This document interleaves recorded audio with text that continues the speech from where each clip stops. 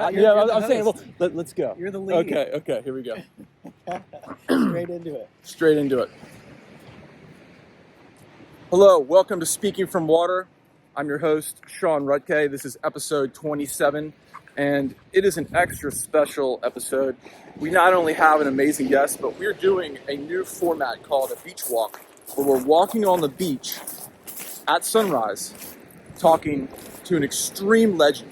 Now, this extreme legend is the most hardcore local surfer that I could even fathom talking to right now on this beautiful December morning, December 7th or 8th.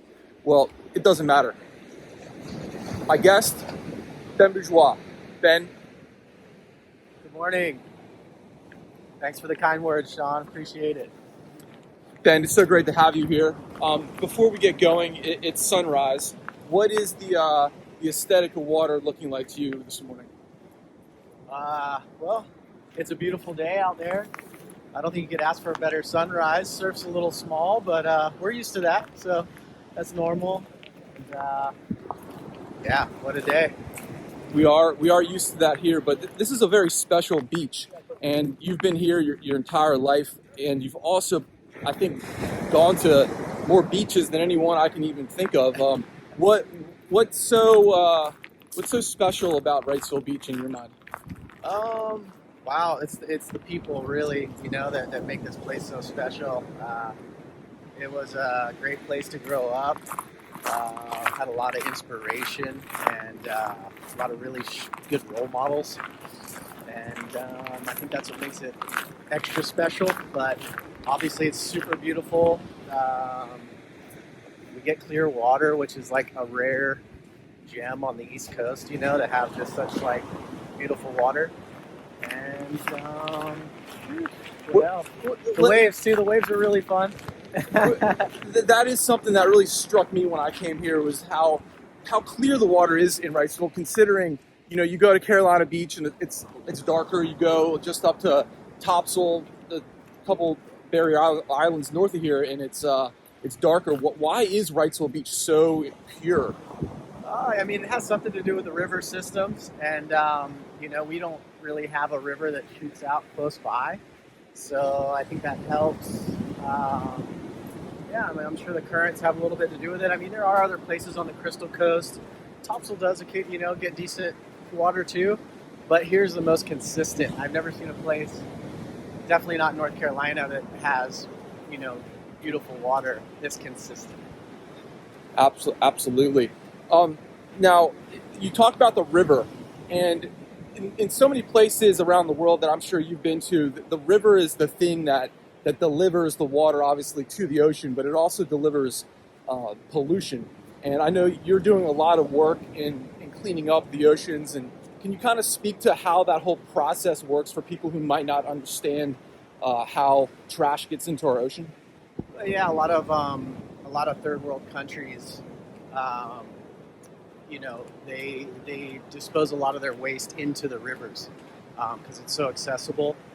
There's no trash pickup on Monday and Friday or anything like that, and there's really nowhere to dispose all their trash. So a lot of it ends up in the river, and all the rivers empty into the sea, and then you get all that waste into the ocean, and then the waves wash it up on the beach, and it's just this toxic cycle. So there's a few parts to the problem. It's disposable. It's how you get the stuff disposed of, and then the stuff that actually comes in that makes the packaging. And I know right now you're really involved with an amazing group that takes packaging and makes it more biodegradable. Can you speak a little bit about a New Earth project and what you're doing with them?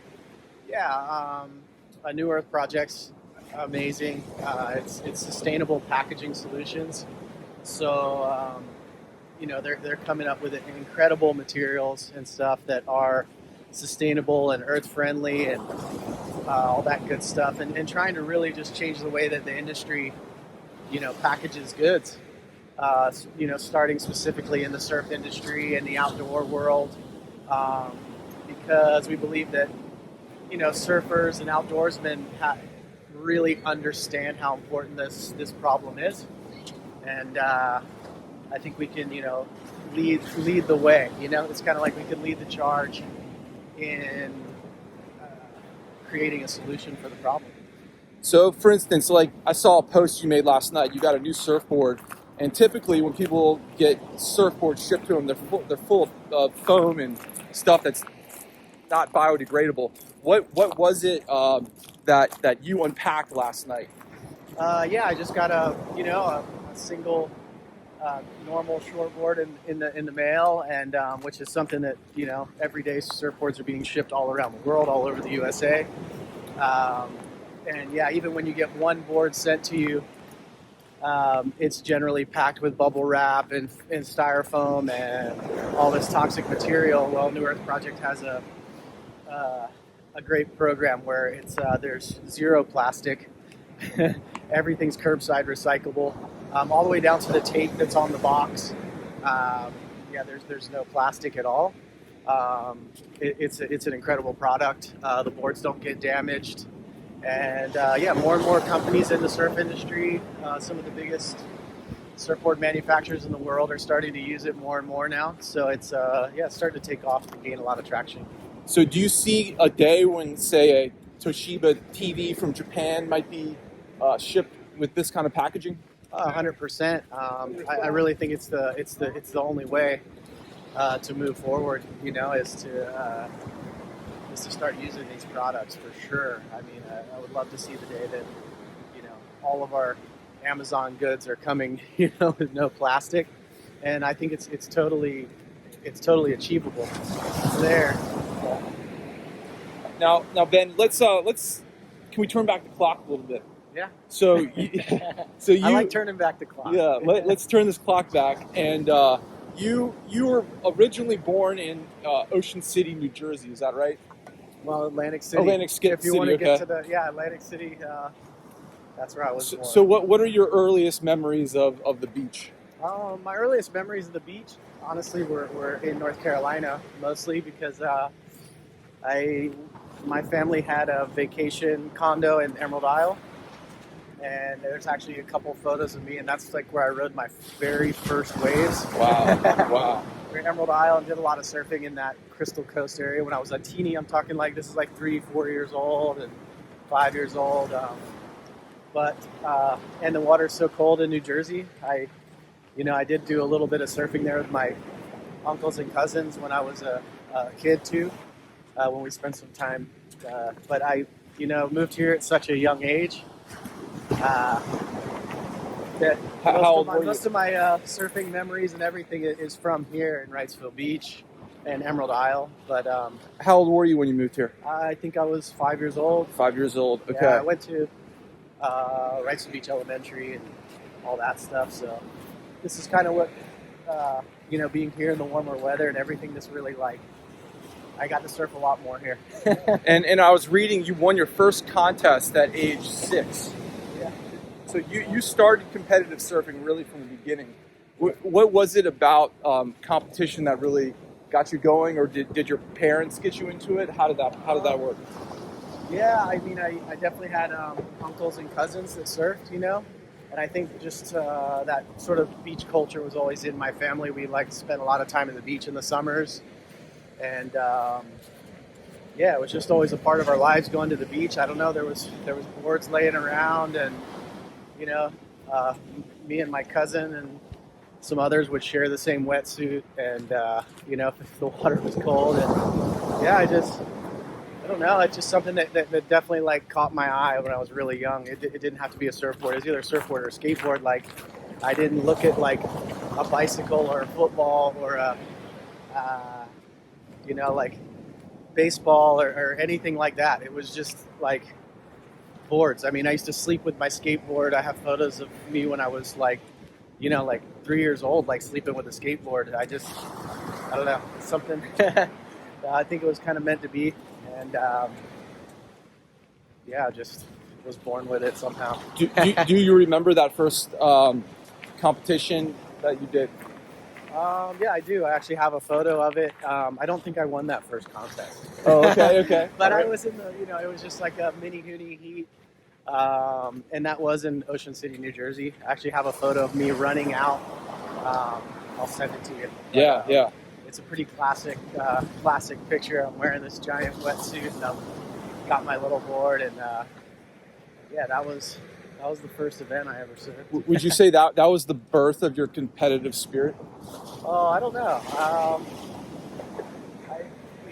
Maybe I did. Obviously, I had a good time and I loved it because I kept doing more events and stuff like that. And yeah, I just like really enjoyed surfing, And I think the contest just kind of came natural because like the rest of the surf community was doing them back then, and it was just like a good, fun beach day get together with a bunch of other surfers. So was this kind of the start of the whole competition lifestyle? Because I mean, from what I've read, the '80s weren't really organized, so to speak. Is that do I have that right? Yeah, you do. I mean, it was just more. It was loose, It was a little more loose and more like a fun beach day party / contest. I feel like, I don't know. The whole like competitive side of surfing is an interesting topic because I really like. I just love to surf, Yeah. And I'm not like, I did get some success from competing, but it's not everything to me at all. Like my greatest achievements really aren't from any like. I don't like put those on a pedestal. Like any contest wins and won this, won that. Like those don't even cross my mind. I don't keep trophies on display. I gave most of my stuff away. Like I don't. Wow. Yeah. Well, for those of you listening who don't know Ben's history, he has a laundry list of wins, and it's incredible because if you didn't know Ben and you looked at these wins, you'd say, wow, this guy is like one of the most competitive people on paper, and to hear that's very interesting. Can we dive a little deeper into that? Yeah. I mean, I guess. Well, here's my question. Yeah. Here's what I want to like. Let's stick with this time period because I find this in the macro sense of surfing history so interesting. Like you grew up in a period with the greats, the Taylor Knoxes, the C.J. Hopgoods. Like you all were of the same generation, and you all have gone on to do great things. But like I remember growing up in D.C., like not even really knowing the beach culture, but figuring it out through Surfer Magazine and watching you guys through it. And first of all, it's very inspiring. So thank you for that. And like you had this opportunity and you did these things, and then you went on to like say in your 30s, like, peace out, I'm over it. Yeah. And like what was that about? Like what led you to say, hey, I'm over this? Yeah, that was an easy decision for me, honestly. It wasn't like something I dwelled on or like battled in my mind. I knew I was done. Like I didn't want to compete anymore. I don't think I was ever like the greatest competitor or really competitive. I didn't have like that really like heavy competitive drive like some guys. I think my like passion for surfing was where I kind of got my drive from. And I was able to compete that way. But yeah, there was like a point, I think it was like my last year on tour in 2008, and I was at Bells Beach, and I remember driving to the airport to fly out of there. I didn't do very good in the contest, which was fine. It wasn't like that was bumming me out. I was just like, I'm done. I know I'm not going to do it next year, regardless of if I re-qualify or not. Like I don't know. I just want to. I love to travel and surf. Like it was a happy moment. Like I drove to the airport and I was stoked. Like even though I was like, oh, this is it. Like I'm done after this year. And it wasn't that I just quit competing. I still competed in select events. Oh, nice gem. I still kept competing in select events, but I knew that I was kind of moving on, and that felt really good. I was content. Like I was very, I don't know, just stoked and happy with how I did, and yeah, it never left a bad taste in my mouth, and I never let that drag me down or anything like that. And I just started doing what I wanted to do, and that was just like hit the road. And I just wanted to travel and go and surf, and see new places, meet new people, and just continue that, which I was already doing. But the competitive scene was definitely not 100% for me. Interesting. So you spent though a majority of your life in that scene. There must have been a point though where you did love it. Yeah, I always loved it. Like it was mainly just because I had such good friends. That I had around the world. Whether they were competitors or locals in different spots, families. I used to stay with like different families on the road, and then they become like family. So I think that's what I loved the most. Just all the friends and people I met along the way. But the actual competition itself, probably wasn't my favorite part. Understand. So the competition was the thing that got you there, but it was all the stuff surrounding the competition that you loved, and that's why you stuck with the competitions. 100%. I understand. Incredible. Let's kick it back to that beginning time. There's a local guy that you were really good friends with. I was reading, and I became good acquaintance with, and he's an amazing guy like yourself, Mark Hunt. Yeah. And to this day, I can spot him a mile away because he rips so hard. How was growing up with people like Mark as far as like progressing your style and finding like your sense of style? Oh, that was like Mark was a major inspiration. One of my best friends, and just such a raw talent. He could take a board from under your house and just rip it. He just had so much natural talent. It was unreal. So it was great having Mark around when we were in our younger ages, just to feed off each other and push each other. And there was a long list of others too, that came from this area and from CB and Upper Nevada. Do you want to shout any out? Oh man, it's such a long list. Yeah, okay. That we'd be on here for an hour. I got you. Honestly, there really is a lot of people that I drew inspiration from around here. Even if they didn't have to be the gnarliest ripper, and like stuff like that. It could have just been like the way they held themselves and, the way they moved through life. Like you could say like a Will Allison or something like that. Like he was like this mystic. He had a little bit of a mystic to him, Absolutely. Legend. He still paddles to Masonboro. Like he doesn't have, he doesn't ride a boat. Like, and he would always go solo or with one person and just like kind of like really low profile, but always pick off the good waves. It's just like, I don't know, the way he held himself was really inspiring. And then, just all the other, like I said, there's too many to name. I don't want to leave people out, but there's just a boatload of talent and really good people from here. Well, let's talk about style, because you have style in spades. First time I ever saw you surfing, my mind exploded. Like, how did you develop your style, and how did you stick with it and hone it down, and how did you get the inspiration to do the thing you do? I think, the style part is like something you're naturally born with, and then, but obviously you can really work on that, and refine your style. But I was just all I watched was surf videos, all I watched, even before VCR came out, the beta. Yeah. I had Beyond Blazing Boards, and I watched it till the tape broke, and then I got another one, and I broke that tape. And then I would watch all the classics, like all the Billabong Pump movies, Surf in the Summer. That's all I watched. I didn't watch cartoons, Like I was I just honed in on Tom Curran and Mark Akalupo and Jason Buttonshaw. It's just like all the greats, and I just like would mimic them, and then I would go and surf, and I would just try to surf like Curran. I just wanted to, it wasn't like I was copying his style, but I think I just really, really enjoyed his surfing so much that it kind of wore off into me. But I also my mom would videotape me all the time with an old VHS camera on her shoulder. Yeah. Like anybody that grew up here that knows me knows that my mom was always on the beach videoing me.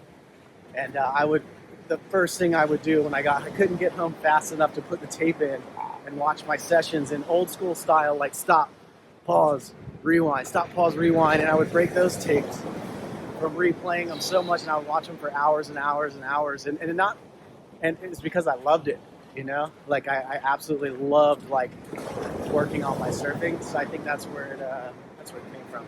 Yeah, there's an old saying: champions watch game footage, and I think they got that from football, but it sounds like you got that in surfing too. And what one adjective that really comes to mind when one watches you surf is flow. How do you maintain this sense of flow on a wave?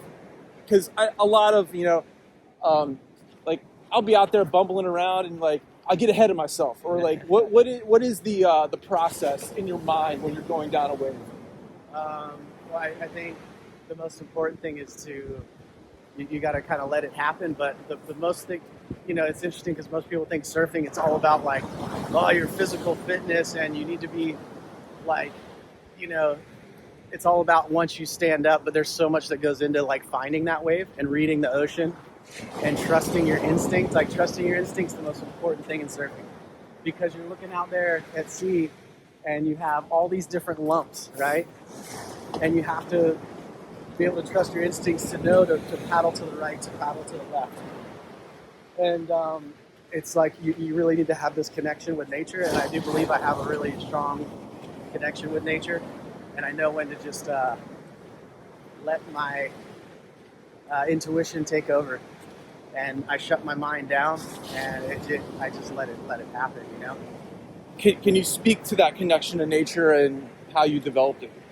I think as a kid, I played outside every day, I wasn't like a kid behind the TV. It was like, waiting for the sun to go down and the dinner bell's ringing and I'm still out there, I just loved being outdoors, and obviously loved being in the ocean, and I would spend my entire day till it got dark in the ocean, so I think that's where I got that connection and that relationship. How did you keep that stoke over time? And second part of that question, was there ever moments or time periods where you lost some of that? Yeah, I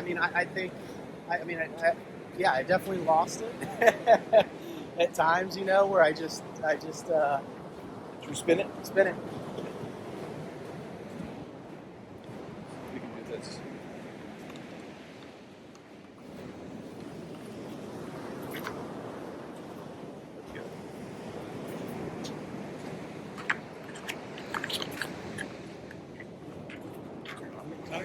No, dude. I'm ready for this. Let's see if I can figure this out.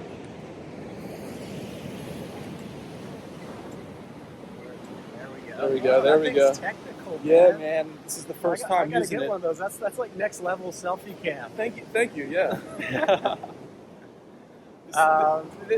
Before we go on, this might be a whole new thing. I don't know. Oh, here we go. There we go. We're going vertical. Yeah. Sorry. We got time. We're in the middle. Actually, a little wave. Yeah, there's a little wave.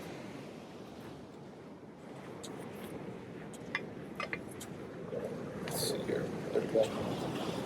So we're back at it. The question is, what was it, or your connection to nature, and has there been periods where it ebbed and flowed? Maybe sometimes you're just like pinpoint on it, and maybe there's periods of your life where you were distant. And kind of can you talk about that? Because I think that's a relatable subject. I think it's hard to be completely, connected your whole life, without losing some, going through something that might pull you away at times, But I think I don't know, at some point just kind of got burnt out, I guess. Not necessarily on surfing, but my body was hurting, and I lost that kind of spark, and I wasn't like so grateful for it, and like, it's just kind of, I don't know, go through. Should I still be talking, or are we? I'm sorry. No worries. Yeah, well, let me re. I mean, it's an all audio program, but we'll put this on YouTube. There we go. Can you lock it? There it goes. Yeah, and Your like hold full steady. bro, full disclosure, like 20 minutes before you showed up, I was in the car, like I couldn't figure out the audio, so we're doing well. But I'm sorry. Back to what you were saying about connection with nature. Connection with nature. Yeah, I can't say that I've just always been connected and I'm this perfect being that's like, no, that's not true. Yeah, I definitely went through a period of time, probably more than one, that I was just kind of over it, Yeah. and I was like forcing myself to surf just to like check the box of like, all right, I did something today, I went and surfed, and it just felt ugly. I wasn't having fun, and my body hurt, and I just wasn't grateful to even be out there, so yeah, I'm happy to turn that one around. Now I'm like, today it's like 1 foot out there, and I'm like, shoot, I didn't bring my board down to the beach today, like get me out there. So how does one get out of a rut like that? I think there's many ways. For me personally, it was just like I had to make some lifestyle changes and start taking care of myself and getting my body and my mind, body, and soul, all balanced, because I was off. And then, yeah, once I started taking care of myself and my body started feeling good again. I mean, there was a point where like I couldn't even like have a surf session without taking 4 Advil because everything hurt so bad, like it just sucked, So where did that come from? I think it was just I wasn't taking care of myself at all. I was just like unhealthy, bad lifestyle choices. It's a number of things really, and that affected me not just physically but mentally. And it just, I was just in a weird space, but I kind of needed to go through that I needed to go through it to get back, that like what it's really all about.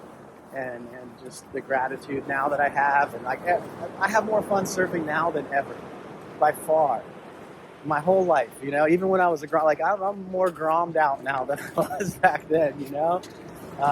So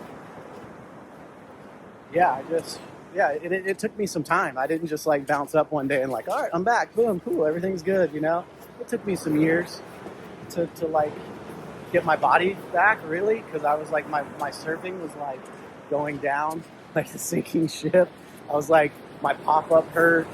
I couldn't, like, everything was just like, everything hurt just to get through a session, and now my body feels great, my mind's clear, and I'm healthy. I'm really healthier than I've ever been. So that translates into having an incredible experience in the ocean. If you go out in the ocean and you bring your baggage from land into the ocean, it's just gonna translate into your surfing. You can't be like, doing bad things and going through hard times on land and then go out in the ocean and think it's just gonna disappear. It can definitely help. It's very therapeutic, but at the same time, like, you got to be taking care of yourself, and then that definitely translates into a lot of enjoyment in the water, where you don't want to get out of the water again, just like when you were a kid. So looking back on these tough times, was it kind of self-induced, or was it situational stuff that was out of your control, or how? Because I think this is extremely relatable to people. Yeah. Like how did you recognize? Again, I guess it was because your surfing was going down. You felt that you needed to have a change. But like, what was it that that finally you were like, I gotta do something, and then how did you know what that something was? Yeah, I would say, geez, this is a big topic, but it's a good one. A lot of it was self-induced. I did a lot of self-induced things to affect that, but also, like I I don't know, the way I grew up was like I never like talked about feelings and love and these things. So I packed a lot of stuff on that I never dealt with, you know? So I packed in a lot of like issues and problems and traumas and whatever, but I never released them. So over time, you know, late into my 30s, and then not taking care of myself, all that stuff like creeps up, you know? It's got to go somewhere. You can't just pack something in the back of your head, think, oh, I'm never gonna worry about that one again. That's gone. I'm just gonna put that in this far corner of my mind, you know? You can't, it's gonna come back and haunt you, you know? So, yeah, it's multiple things, but a lot of it was, you know, self-induced for sure, and then all that stuff was weighing on me, and then I started drinking way too much, and it just pulled me down, you know, pulled me way down, and yeah, it's just one of those things, you know. A lot of people go through it, you know. It's not, I don't look at it as a negative thing at all, like it's like I know it was my life path, like I had to. Sometimes you got to go through the trenches, you know.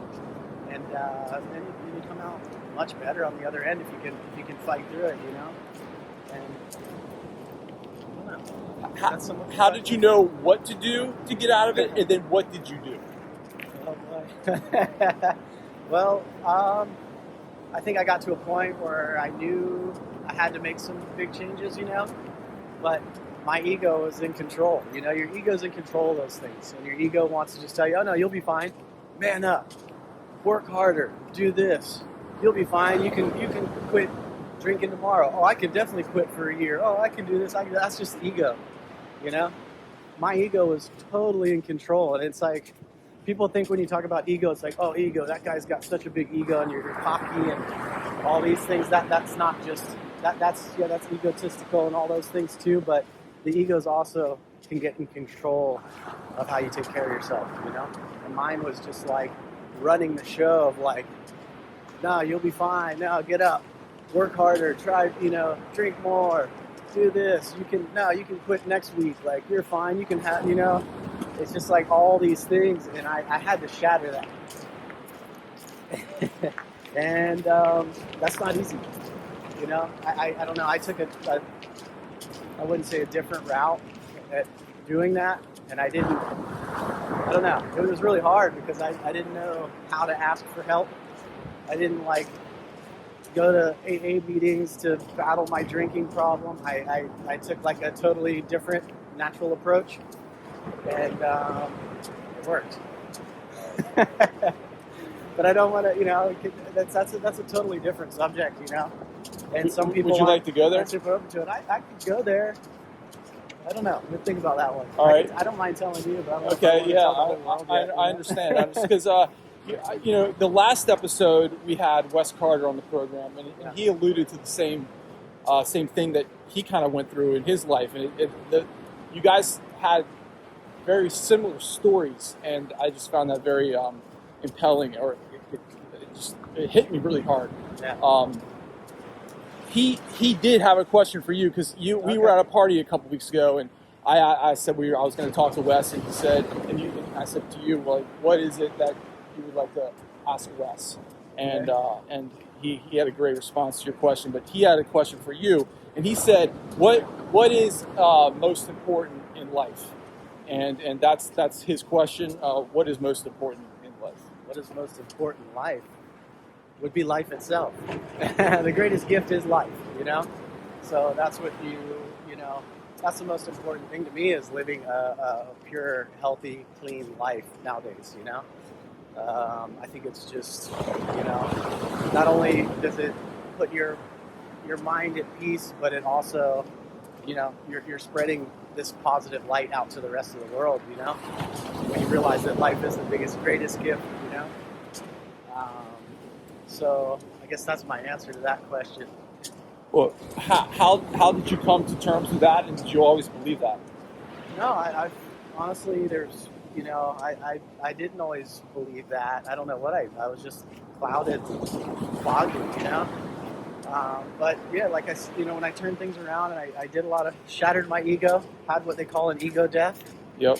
which was the most profound experience of my entire life. Was breaking that down, and then after that, I kept. That was, I crawled back, and day by day, I got like a little bit better. This wasn't I didn't take some magic pill, and things happened overnight, and I was like, oh, all right, I'm good, I'm clean, I'm sober, I'm this, I'm that. No, I had to like really, I had to really fight, every day. And every day I would see a little improvement, like enough that I could see this like glimpse of light at the very, very end of the tunnel that would and then that light would get a little bit stronger and a little bit stronger, and I just like stuck to the plan, and I didn't fall off, which is what a lot of people do.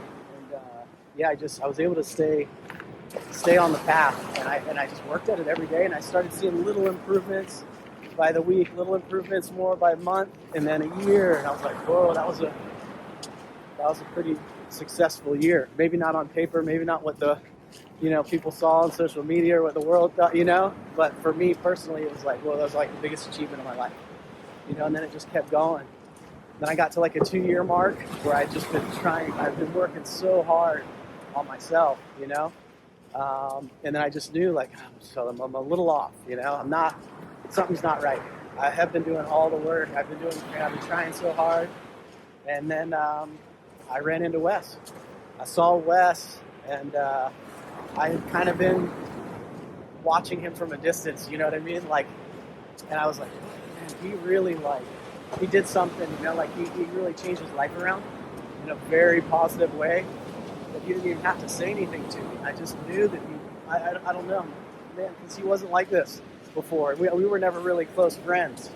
We grew up in the same place and this and that, but we had like different lives, different lifestyles. And I knew what he had been, what he was like and the way he was living. And then I saw he did a complete turnaround, and he started a New Earth project, and he was just doing all this positive work, and the way he was speaking inspired me. The words that were coming out of his mouth were just like, whoa, like caught me, And I was like, I got to talk to this guy, but I didn't know exactly how to approach him, So we got together and we talked about other things, other things. And at the end of our conversation, I just asked him, I said, hey man, like, how did you do it?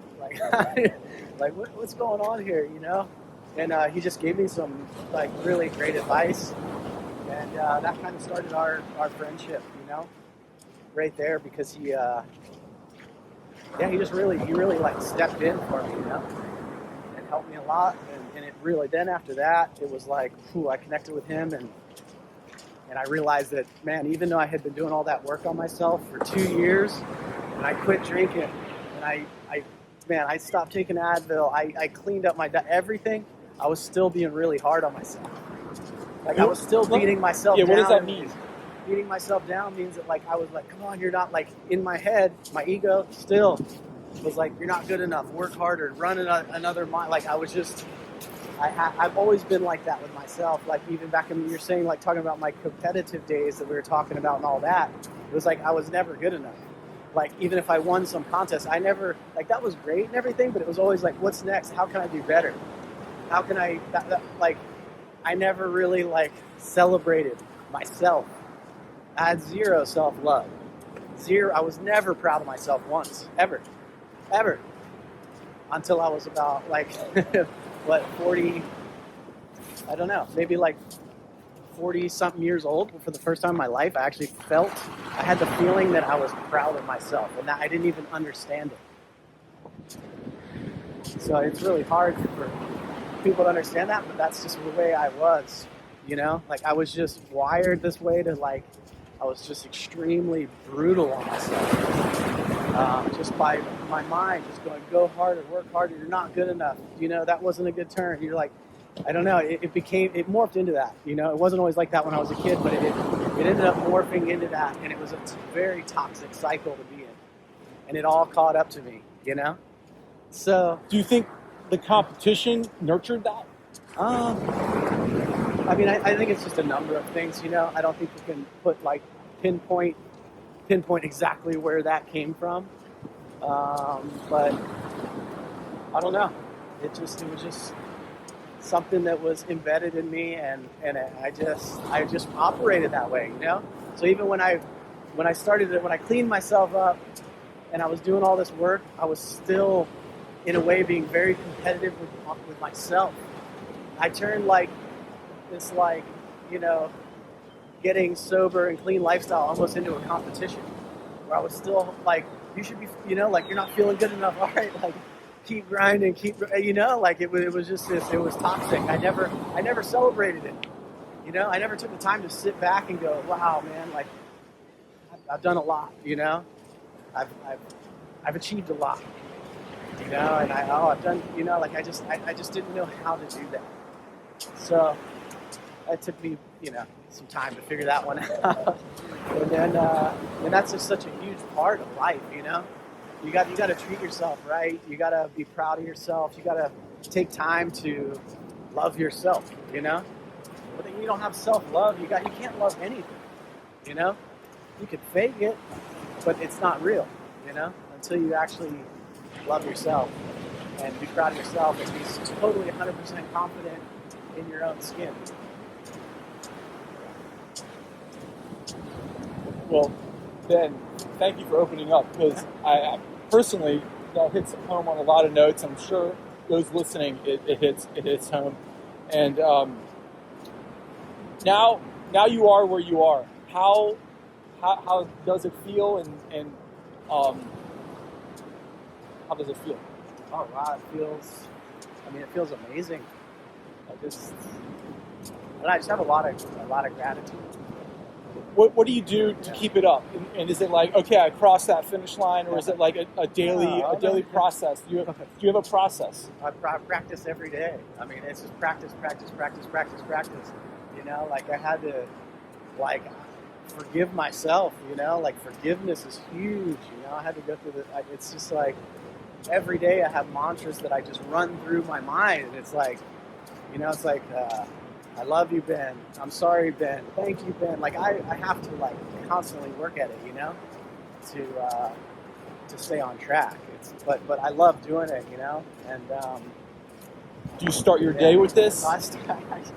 My day starts, with you know, I just constantly, I have so much material that I go through in a day, just to stay on track and make sure that I am practicing self-love and that I'm proud of myself, and I'm celebrating my small victories, you know, like I'll celebrate this walk with you. Just enjoying, you know, the simple things like this beach walk. I love doing this, you know. This makes me so happy. Like, it's just, I just have a ton of gratitude for all things life, you know. And especially being in the ocean. Surfing now is like, man, it's so much fun, you know. I just have so much fun. It doesn't matter where I'm at, what time of day, what time of the year, wetsuit, no wetsuit, doesn't matter. Like, every little session to me is like, I could be surfing a 1 foot day and it's just as fun as a 6 to 8 foot perfect day. I'm good, I'm stoked. And that's all that matters. So on that note, like, what is it when you're out there on the 1 foot day that you draw as much inspiration in the moment as the 8 foot day? Because you've been through it all, you've traveled everywhere, and like what is it in that present moment that you do to the brain?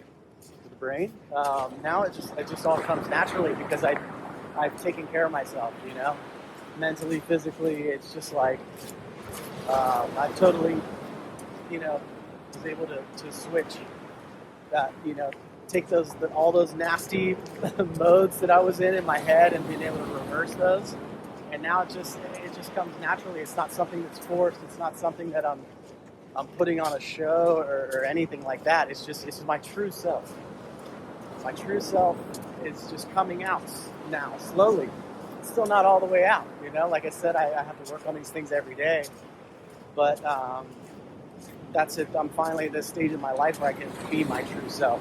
And that is so liberating. It feels so good that That's good. Did you develop these mechanisms, or did you find them through a resource? Yeah, I found. I mean, I started. When I was like going through tough times, I started reaching out to friends that I knew, like like guys I was on tour with and stuff like that I knew went through really tough times.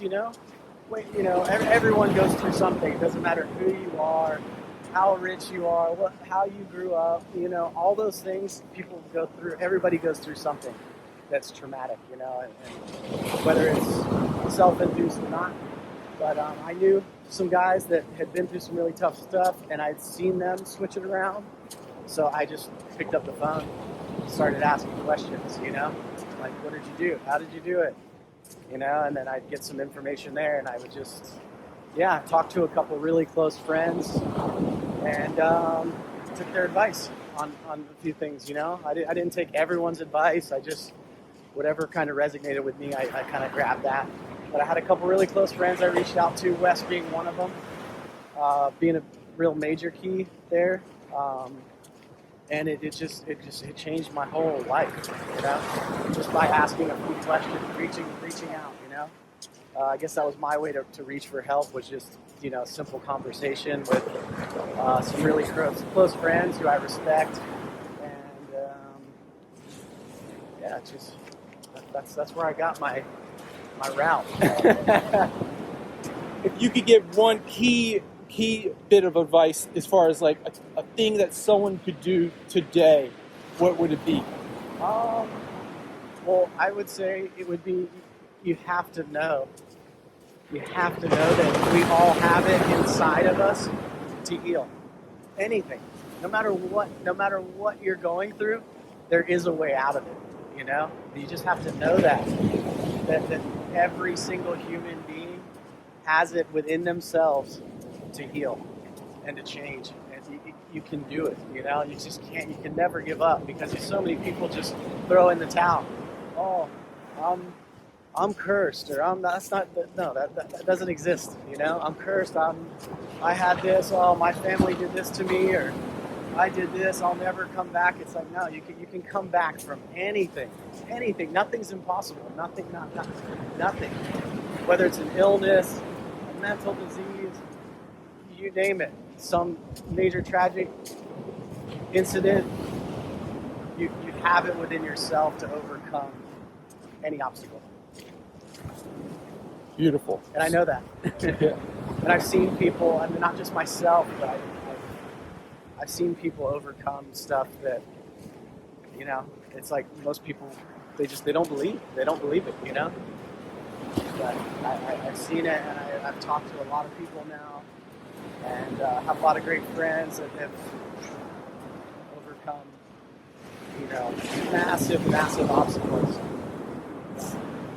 How key was the ocean in this whole healing process, and what is it about the ocean that you can verbalize that is so key? The ocean's been, so key, like, even in you could say my toughest times or whatever, I still would get in the ocean, and there would be something there, like I would feel a little bit of peace, a little bit of clarity. Something would always come back to me, or I would find that little piece of my true self when I was in the ocean, disconnected from everything, my mind.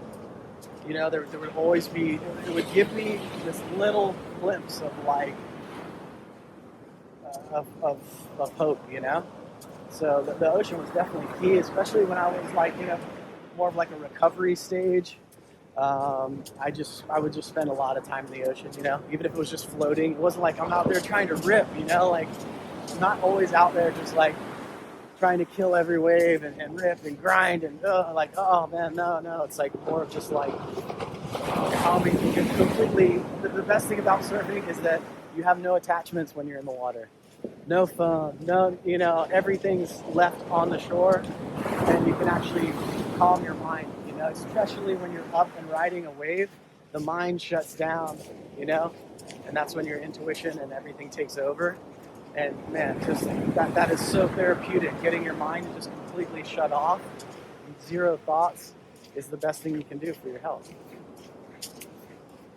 incredible. Now, for someone listening who doesn't have access to the ocean, what do you think they can do?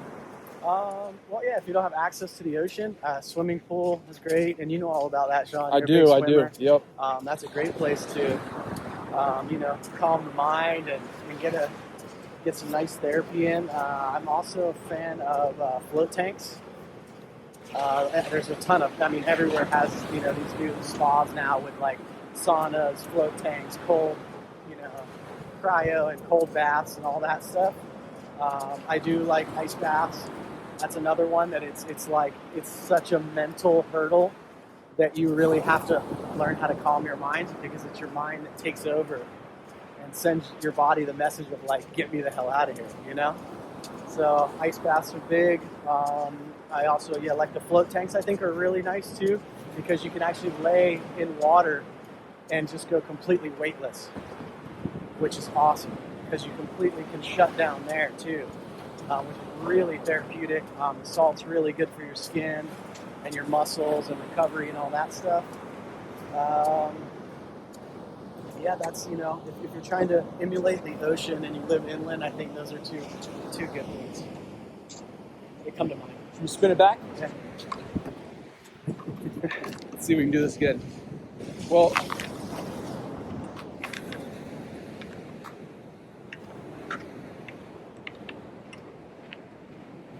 so give me 1 second. Pause.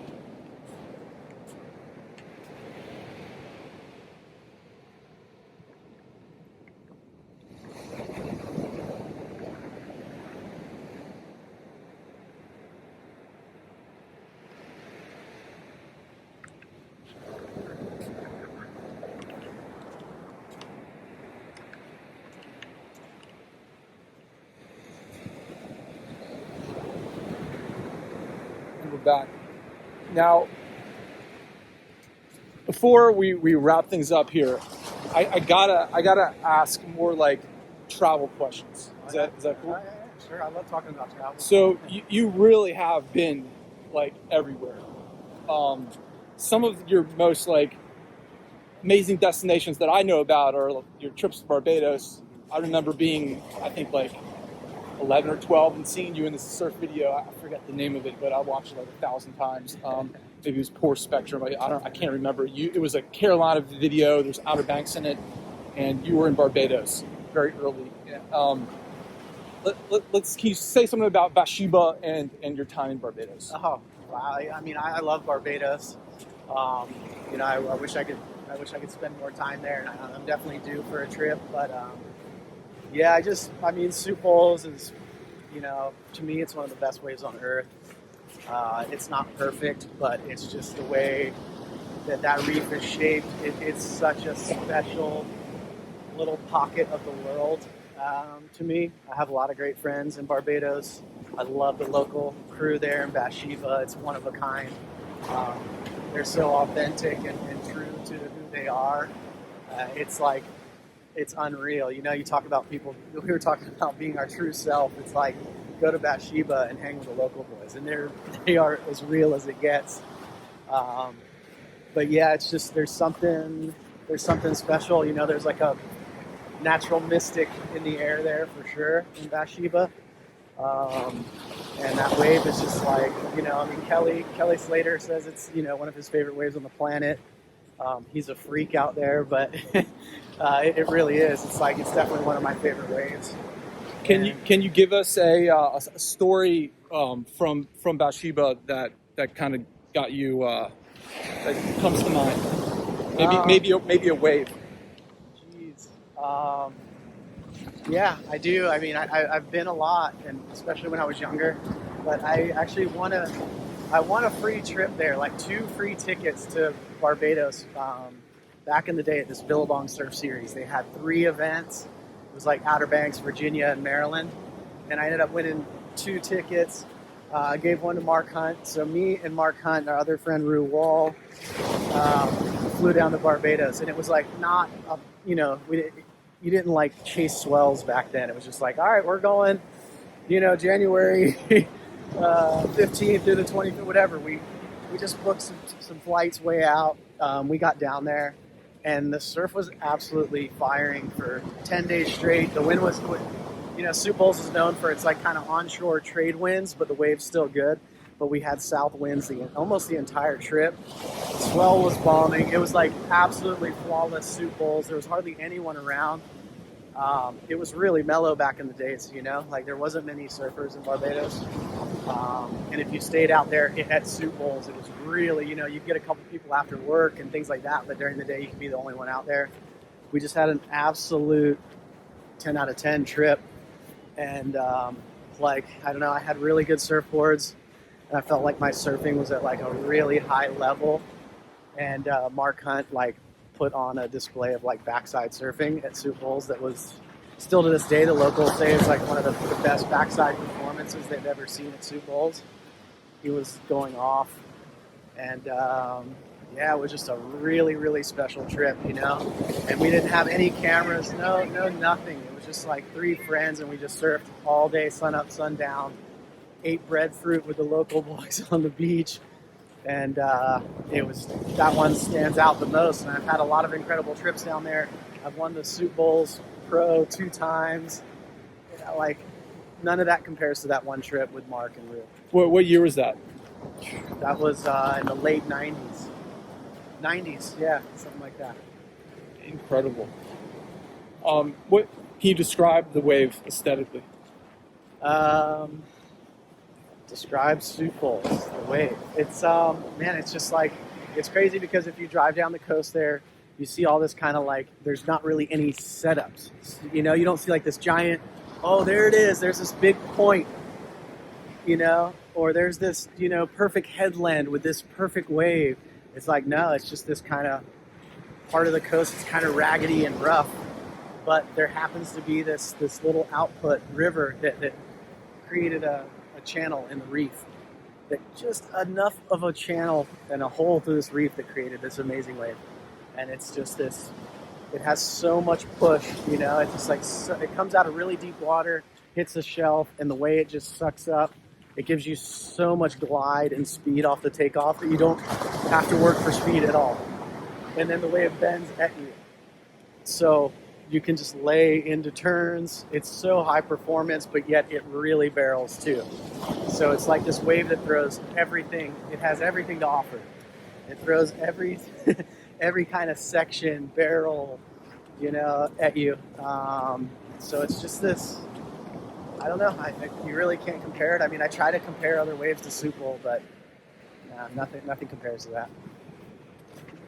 What is your favorite break in the world, aside from Wrightsville Beach, of course? Besides Wrightsville Beach, I would say Ponape, P-Pass in Micronesia. It's probably the best wave I've ever surfed in my life as far as absolute perfection. P-Pass would be up there. It's just a machine right-hander. It's one of the best waves in the world. That would be up there with probably my favorite. And then after Wrightsville, you could say Outer Banks for sure is up there. An epic day in the Outer Banks is hard to beat. Just the vibe and the sand dunes and the raw beauty and it being close to home. It's in in North Carolina. It's always a special place for me. And then just down in the Caribbean islands, a lot of fun waves, but it's more the culture and the people and the food and just the good vibes. There's a lot of guys these days. We have our young local boy Mason Barnes just totally killing big waves. You're not really known for your big waves. You're more known for just killing that double overhead kind of below section. What can you speak to that as far as your search for your own style of wave? Yeah. And what is it about the wave that you go for? Yeah. That's a good question. I think, especially nowadays, I'm just really content with average fun waves with good friends, and just mellow crowds, and that makes me happy. It could be a 10-foot best barrel ever at Backdoor Pipeline, and I'm not really that that doesn't drive me to want to surf more, or like that's not a goal of mine. You know, like I just really cherish having great times in the water with good people. You know, that means everything to me. That's like a 10 out. That's a 10 for me. You know, I don't need to go for the biggest wave, but I have so much respect, and I'm such a fan of surfing. Like, I love watching all the big wave stuff, what Mason has done, and then I love watching all the air guys and all the technical stuff they do. I mean, I love it, you know, and I love watching all the power surfers. I love every different style of surfing. I have a lot of respect for everybody, no matter if they're, you know, doing kick flips in 1 foot waves, or they're, you know, towing into 100-foot waves at Nazare. They're all just as important as the other. They're all beautiful, and yeah, it's nice to have all these different options. You know? How do you see? You've been here a long time. You've seen the progression of the sport. Can you speak to that progression, and how did it happen? And are you just like, where are you mentally with where it is today, and where else can it go? Oh my gosh, I mean, the progression is unbelievable. Like, I would have never imagined it, surfing's where it is now, like with the wave pools and all that. You know, they're able to like create this exact same air section over and over again, and you know, these little 10-year-old kids are doing backflips, and you know, it's unbelievable where it's headed in that direction. And there's more room. There's always going to be more room for even more progression, and the talent nowadays. Even the women are incredible.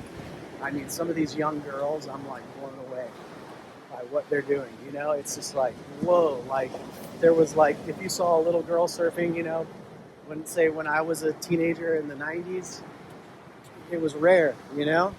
And then now it's like, wow, there's just all these girls that are just incredible. They're so talented. And it's like they're better than the little boys, you know, which is unreal. So, man, it's really, it's just nothing's impossible, you know. It's just, you just gotta know that, you know, you have it within yourself to do whatever you want on the wave, you know. Like, and these kids will really have they have a really open mind, and they're really pushing it. Honestly, nothing will surprise me now. So moving forward into the future with surfing, I can just say nothing's going to surprise me, because the sky's the limit. So let's talk about the wave pool.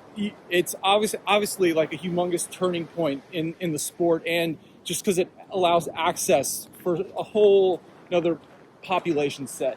And what's going to come out of that is like AI. You don't even know. It's going to be just astronomical.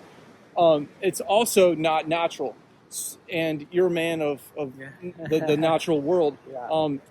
How does that jive in your mind?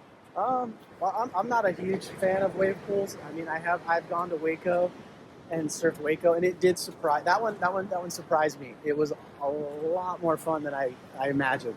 The wave had power, and it was just like, it was really fun, because when you're in the water with a group of friends and you get like the set waves that are like 3-4 waves in a set, you actually feel that like you feel that camaraderie and like fun with your friends in the wave pool, which was like reminded me a lot of being in the ocean. So that really surprised me. You could actually like paddle back out along the wall and watch your friend rip a turn, and you know, like that was really cool. And it's not something that I'm like, oh, I'm going to book Waco tomorrow, or I'm like dying to get to Kelly's pool. I've been invited and I didn't go. But it was on short notice, and you know, all those things. But I'm sure I'll get in there one day. But it's not something that's at the top of my list at all.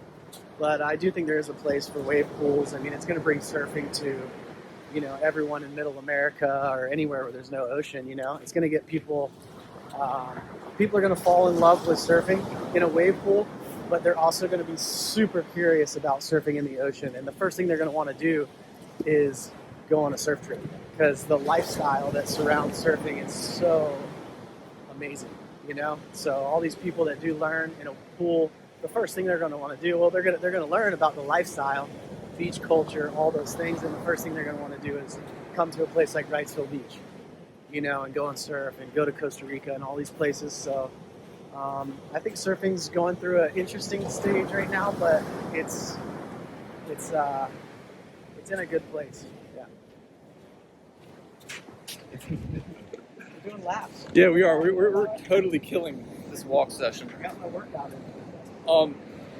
On that note, pro surfing. Hold on, let me switch this up. There we go. Nice.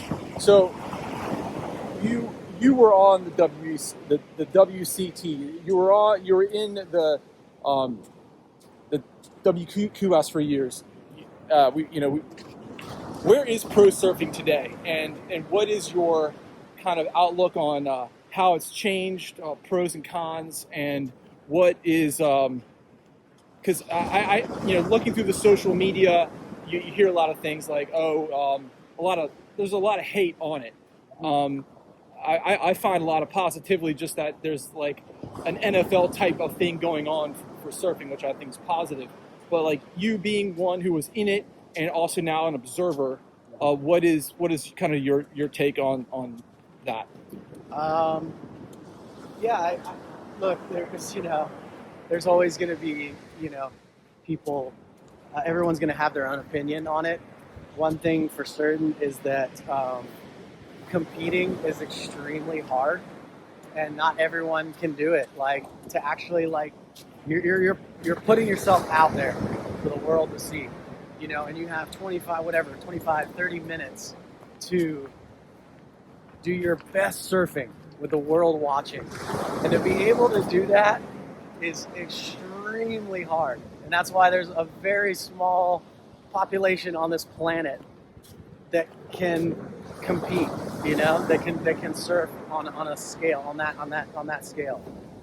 So I have so much respect for all the guys that have qualified and made the tour and all that. It's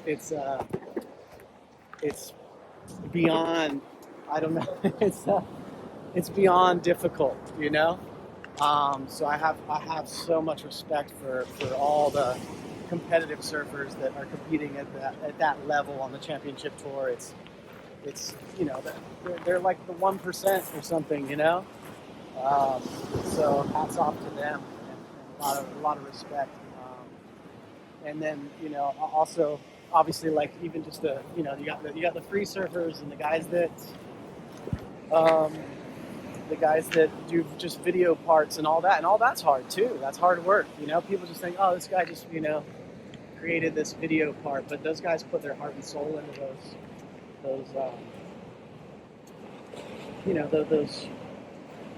those very like creative projects, and there's a lot that goes through, whether it be professional competitive surfing or free surfing, and then all the way down to obviously the best is the soul surfer, someone that just does it out of the pure love of riding waves. It doesn't get any better than that. And you can be a mix of all those things too. I think that's what's kind of always helped me, is that like I was able to kind of like dabble in all the different types of surfing, as far as professional, the competitive side, the more artistic free surf side of things, and then also just straight for the soul, like the sole purpose of riding waves and being in the ocean, and the therapeutical, side of it. I think you can if you can find a balance of all. What is the next? Here's kind of my question regarding how you stay in shape, and I'd like to know how do you you're in your mid 40s, you're living the clean lifestyle. What are you doing physically to stay on top of your game aside from surfing? Because you can't have we don't have waves every day. What's your game plan? Oh man, I will do some sort of workout exercise every single day. I don't really skip a day, but I enjoy it too. I love going to the gym. I love hot yoga. I'd say that's probably number one on my list is hot yoga. It's incredible. I'm like, I'm stiff. I'm naturally stiff. So I have to work on that every day, stay flexible. And I work out every single day. There's really, I stay extremely active. I really watch what I eat, what I put in my body. It's huge. And then Let's go there for a second. What is your diet? My diet, I'm not vegetarian. I do eat meat, but I drink a ton of water. I have no caffeine. Zero caffeine. Zero caffeine. There's a little bit. So this is water in your cup right here. No, this is decaf. Okay. So you like the flavor? A little. I do. Every now and then I do. I'm not a huge decaf coffee drinker, but every now and then I'll do it. I love the smell of coffee. I like the flavor, yes. But no caffeine. Was that hard to kick? Yes. I've kicked harder things. But yeah, I do no caffeine, no alcohol. I try to eat as, processed sugars as little as possible. That's a big one. It's a really big one for me. Processed sugars are terrible. But everyone has a different body type, right? So you got to kind of find what works for you. And I've done a lot of work in that sense too, working with professionals to figure out my body type and what I run best on. I put a lot of work into that. And I eat a really, really clean diet. What else? Go to the gym daily, all those things. And also just, like my the mental health side of things is really important. I meditate. Make sure I take a little time each day to just be grateful and thankful for what I have. And, what's your style of meditation? I have a couple different styles, actually. It depends. I listen to a lot of different meditation, like podcasts and stuff like Ram Dass. I have ways to go within. There's many ways to meditate. You can walk. You can do walking meditations. You can lay down. You can sit up. It's not you don't have to just sit in Indian style and hold your fingers and like that's one way to meditate. There's many ways to meditate. But I do think it's really hard for some people. For me, definitely meditation's tough. But I get a ton out of it when I can calm my mind and just completely shut everything down, and that's probably been one of the most important things for me. Probably one of the healthiest things I've ever done in my life has been able to just calm the mind. And there's multiple ways to do that, but that's something that I work at too. What else? Sleep. Sleep's so important. I slept terrible for so long. I wasn't getting good sleep at all. Sleep is highly overlooked. Even people think they're getting good sleep, but they're not. And when you get real sleep, your body completely restores, especially it's so good for your brain to get good sleep. I take some supplements. Do you track your sleep? I don't track my sleep, no. You feel it? I feel it, yeah. Yeah. Do you think that the meditation helps with your sleep? 100%. Meditation and sleep go hand in hand. So there's that. What else? I feel like I'm missing. There's so much to it. There's you referred earlier to my swimming program. I believe so much in the swimming program, and I'm always shocked that the place isn't packed when I go. And why not so many great surfers don't swim? Yeah. And I as a great surfer, and I haven't seen the pool. Yeah, I would kind of like to know what is it, because it is a meditation. Yeah. The swimming. Definitely. You know what's interesting is that I don't swim when I'm much here at home, but when I'm on the road and I spend a lot of time in the Caribbean, swimming's a huge part of my routine there. Really? I bring fins with me sometimes, mask. I love to swim. I love it. It's incredible. And I also do We hold weight underwater and like do rock runs on the bottom, on the sandy bottom. I love doing that. But yeah, when I spend a lot of time in Dominican Republic, and part of my routine there, the days I go to this specific beach that doesn't have much surf, and I swim laps. I swim laps and I run the beach. Swim laps and run the beach. That's how I usually end almost every single one of my days when I'm there. Every day at sunset, you can find me at this one specific beach, and I run and swim laps with the locals. That's my thing. That's beautiful. Why not a pool when you're not around a beach? That's a good question. I don't know. Maybe I'm just not much of a pool person, but I mean, I don't know. Maybe I need to go up there with you. You need to show me the ropes. I personally have my own philosophy around it, and I've worked really hard for 10 years developing it. And it is hard the first, every day, the first 1,000 meters or yards is like, what am I doing? Can I really go again? And the meditation though, and the feeling that I get when I leave the building is nuts. And that's just the shout out to swimming. But I think too, that like goes back to like everybody's different, and everybody there's going to be something that works best for different individuals. And I think like you found swimming, and that's incredible. And I think a lot of people could go to swimming and get something great out of it. But if swimming's not for them, there's so many other ways. There's these walking meditations. You could go, on a trail walk somewhere, Carolina Beach Park or whatever, and put headphones on and listen to some sort of a meditation and do a walking meditation. That might be your things, but you got to keep trying these different modalities to find out what works best for you. Just one more second on the physical fitness. Do you wear anything when you're doing your exercising? You just go up on the feeling? Yeah, I just go on feeling. Yeah, I don't have any sort of a tracker or a watch or anything. I just go off feeling, And nowadays I don't push myself as hard, Like I know how to listen to my body and know like, okay, some days I don't need to go overboard. You know what I mean? Consistency is key. It's all some days you might go hard cardio. Yeah. Other days you might keep a low heart rate and just work the muscles. I mix it up and try to do different things. I love going for bike rides. Geez, bikes are incredible. I love riding bikes no matter where I am in the world. If there's like a bike rental or something like that, I'll jump on a bike and just cruise and listen to tunes. I love that.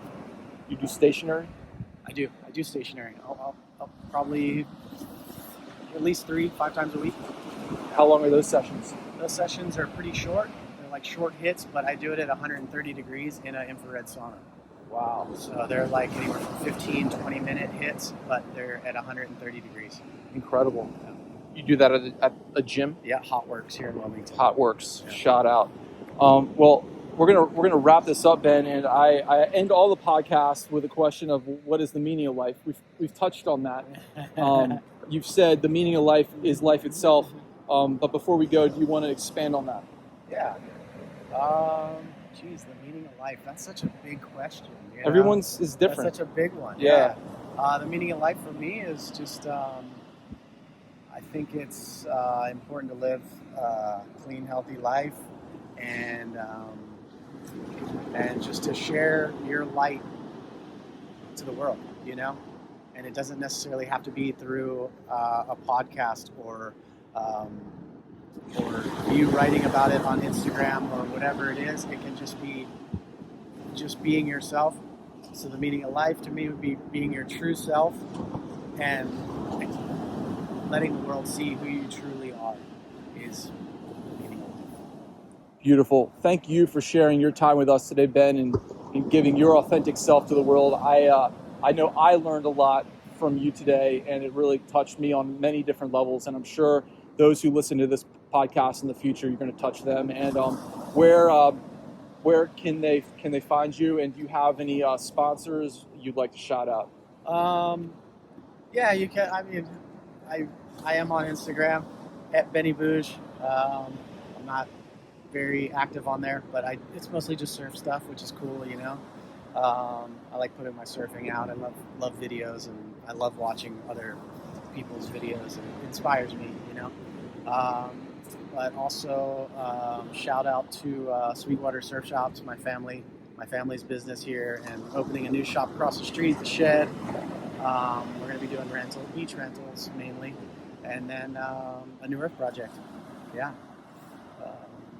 Other than that, P.S. What about the shed? what about the shed?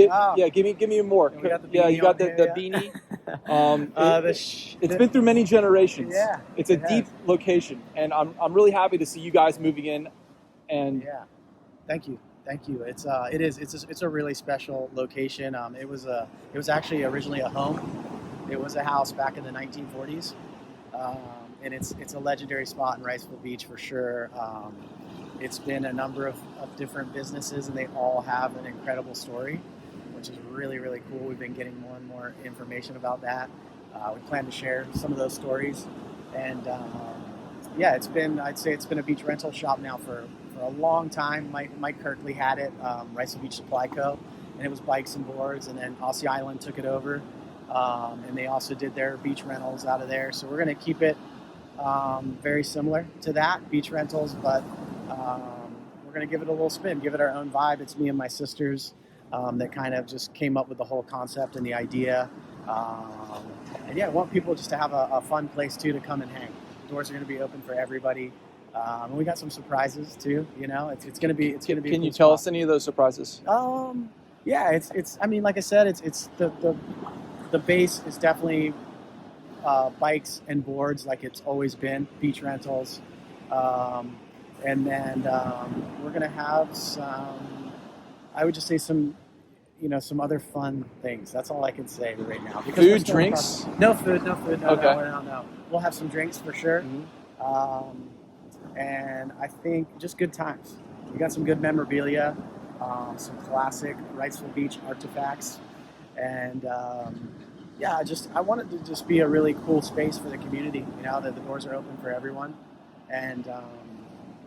And people can just come and enjoy themselves, and it can be like a little hub, you know, a little meeting spot, and I think people will feel a really positive energy when they walk in the door. And shout out to a New Earth project too. They have some a pretty cool, unique space in there. Beautiful. That they're taking, which I'm really stoked on that. And yeah, the rest is a surprise. When are you opening? Well, we're working on that. It's up to the town of Wrightsville Beach. You know, we're still working with them. You know, we have a goal to be open before Christmas, but if that doesn't happen, that's okay too. You know, you can't rush a good thing. But we're doing our best. We're in there working every day. I'm walking over there now to do some stuff. I'll actually take you over there if you got time. Yeah, for sure. And yeah, hopefully soon. But we don't actually have a date at the moment. We still don't even have our sign. We're still, you know, but we really want to get it open for everyone. Yeah. Awesome. Well, there you have it, folks. This was episode 28, Speaking from Water. Again, I'm your host, Sean Ruttkay, and we were with Ben Bourgeois, the epic Ben Bourgeois. Thank you again so much, sir. Thank you. Appreciate it. Thank you, guys. Wherever you're listening at whatever time, I hope you have an amazing day and you finding the aesthetic of water that you love so much. Peace.